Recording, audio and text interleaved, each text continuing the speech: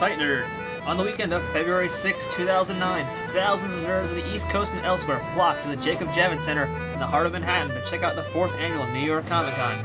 I decided to take a break from combat sports and see what other nerds are doing to keep themselves sane.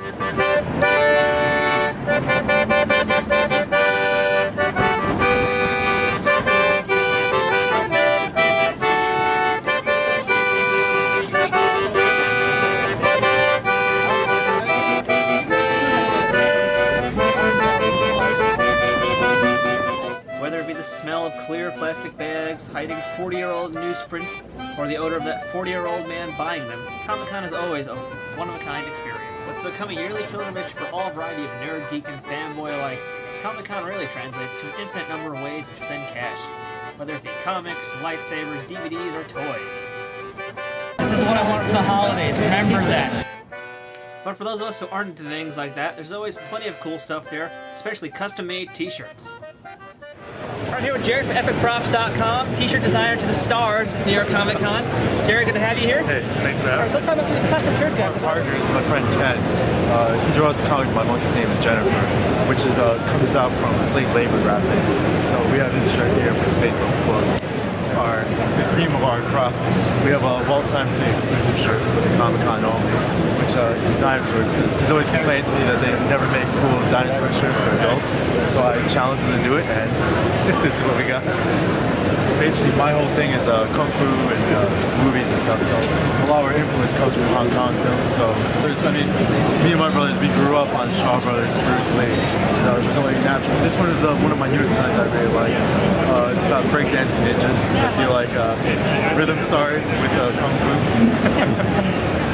Once you're done blowing all your dough on comics, toys, t-shirts, and whatever else there is, head over to the video game section to play some of the hottest new titles that are coming out this year. Let's have a first-hand look at one of them.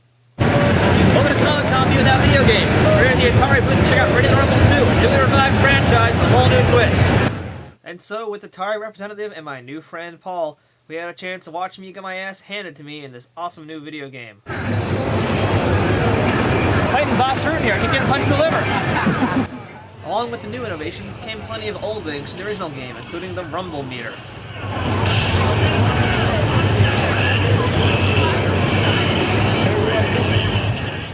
One of the best things about any Comic-Con is that you never know what celebrity will show up and surprise you. Oh my god, it's Lou freaking Ferrigno, the Incredible Hulk. I found my twin brother.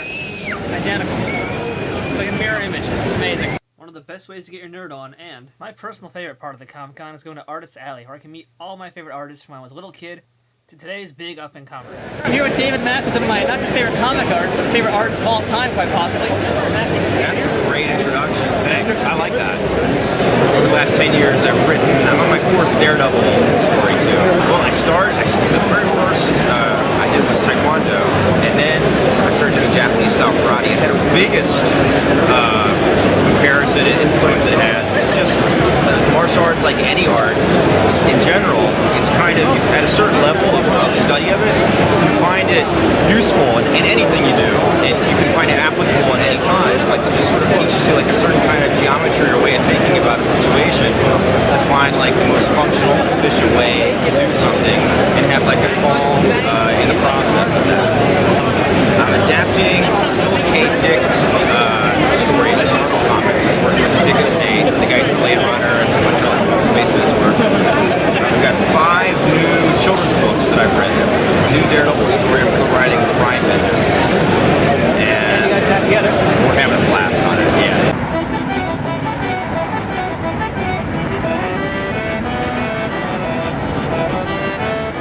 It seems that no matter where I go, I can't escape combat sports, so it should be no surprise to me when I ran into the entire squadron of the New York Jedi Academy.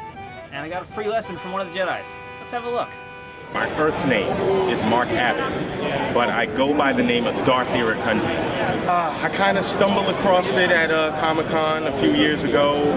Everything looked interesting. They had some cool lightsabers, so I asked them how to join, and next thing I knew, I was part of the show. I took a little bit of kung fu for a couple of years, but no sword background, no fighting background, none of that. All the moves that I learned are pretty much choreographed moves that I learned through the organization. If you're a fan of Star Wars and you just love the movies and you watch what they do, you kind of emulate a little bit of what they do. The people that start out, we start them out with a numerical system. We have a 6, a 5, an 8, and the more complicated move, the 9, which we rarely use. It's only in really, really big fights. Easy moves. They're pretty much very simple, much like the ones that they use in the earlier Star Wars films. We demonstrate a 6, which is six connected hits.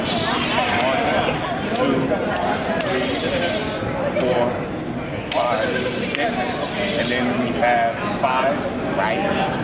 1, 2, 3, 4, 5, and then we usually top it off with an 8. 1, 2, 3, 4, 5, 6, 7, 8. There you have it.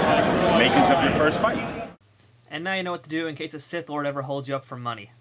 Comic-Con never really disappoints me, even though sometimes I don't really spend as much money as other events.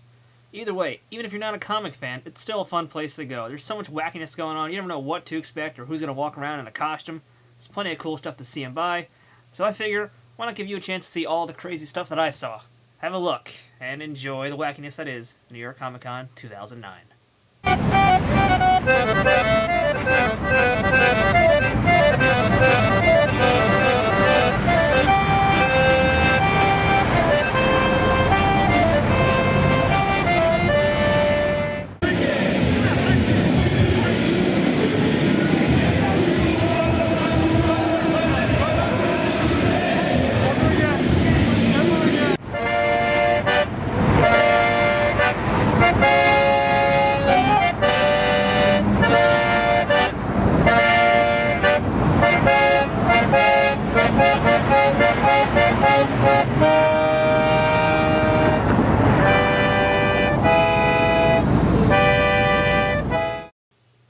Music was provided by Nathan Stodola, the Renegade Accordion.